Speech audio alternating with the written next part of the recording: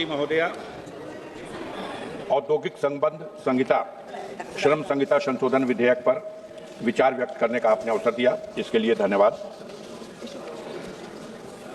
हमारे यहाँ केवल इस संशोधन की सामग्री को लेकर चिंता नहीं है, बल्कि सरकार की विधायी कार्यशैली को लेकर भी प्रश्न है। वर्ष 2020 में सरकार ने बड़े दावे किए थे। कहा गया कि श्रम संहिता ऐतिहासिक सुधार है।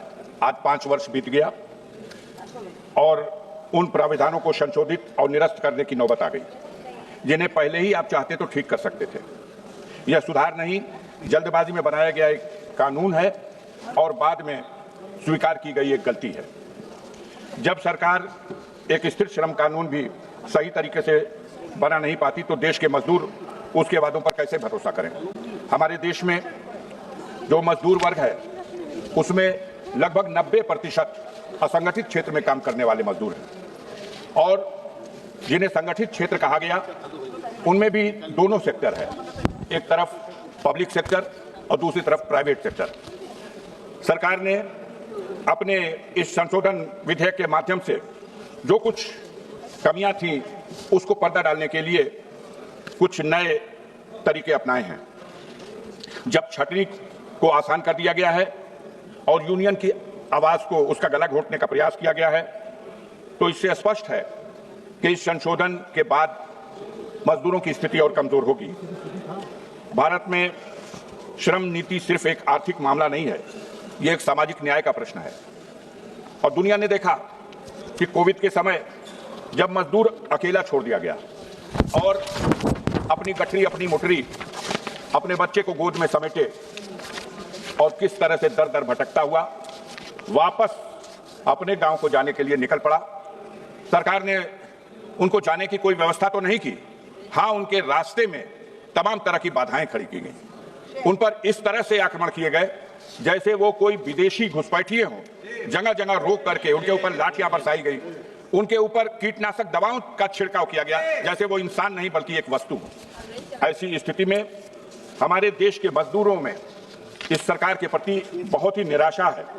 हर तरफ इस सरकार के रवैये से लोगों में दुख है और लोगों सरकार के प्रति एक आक्रोश है।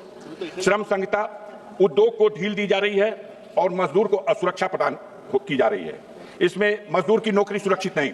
अब 300 तक की संख्या वाली कारखानों और कंपनियों में बिना सरकार की अनुमति से जब चाहे जिसे निकाल दिया जाए, उसका कोई फरियाद सुनने वाला नहीं है। मजदूरों के हड़ताल पर भी रोक है। अपनी आवाज उठाने का भी इतना प्रतिबंध लगा दिया गया कि मजदूर कराह करके रह जाता है। ये वो मजदूर है जिसने जो इस देश की सही मानों में इस देश की बुनियाद है, इस देश की नींव है। हम यहाँ सदन में बैठते हैं, मजदूरों के हितों में बजट में प्राविधान करते हैं। संविधान लाने के प्रयास में सरकार बार बार संशोधन करती रहती है अपने ही बनाए नियमों में।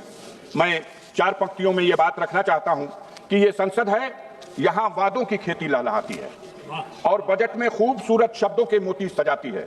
वहां फुटपाथ पर मजदूर की तकदीर सोती है और यहां कागज में जन्नत रोज ही तामीर होती है।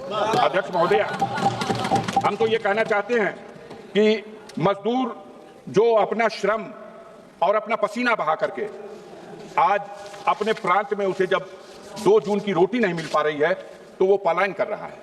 हम उत्तर प्रदेश से आते हैं। उत्तर प्रदेश और बिहार की तो यह स्थिति है कि करोड़ों की संख्या में मजदूर अपने घर पर अपने बीमार मां बाप को छोड़ करके और 2 पैसे की रोजी के लिए घर से निकल जाता है। इनको बाहर चला जाता है और हमारी सरकार ढिंढोरा पीटती है कि भर्ती इजराइल में हो रही है और भर्ती रशिया और यूक्रेन में हो रही है, जहां बम के गोले गिर रहे हैं, जहां बस्तियां खंडहर बना दी जा रही हैं।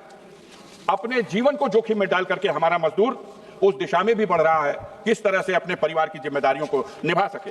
हम इस सरकार से 2 पंक्तियां अंत में यह भी कहना चाहता हूं कि ये हैं बुनियाद के पत्थर, इन्हें न छेड़ो तुम, ये हटेंगे तो इमारत भी दरक जाएगी। इस सरकार को गंभीरता से इन मजदूरों के हितों में सोचना चाहिए। इन्हीं मजदूरों के परिश्रम का नतीजा है कि आज देश 140 करोड़ आबादी के बावजूद ये मजदूर जिसे सरकार कोई रोजगार तो नहीं दे सकी, लेकिन वो अपना श्रम, अपनी मेहनत के बल पर अपने परिवार को 2 जून रोटी देने का प्रयास कर रहा है। ऐसे में इस तरह के जो संशोधन लाए जा रहे हैं, इनमें इस बात का ध्यान रखा जाना चाहिए कि जिसमें यदि उद्योगपतियों के हितों को ध्यान दिया गया और मजदूरों के अधिकारों में कटौती की गई, उनके अधिकारों को नष्ट करने का प्रयास किया गया, तो ये सरकार एक बहुत बड़ी भूल करेगी जिसे देश का मजदूर कभी माफ नहीं करेगा। बहुत बहुत धन्यवाद।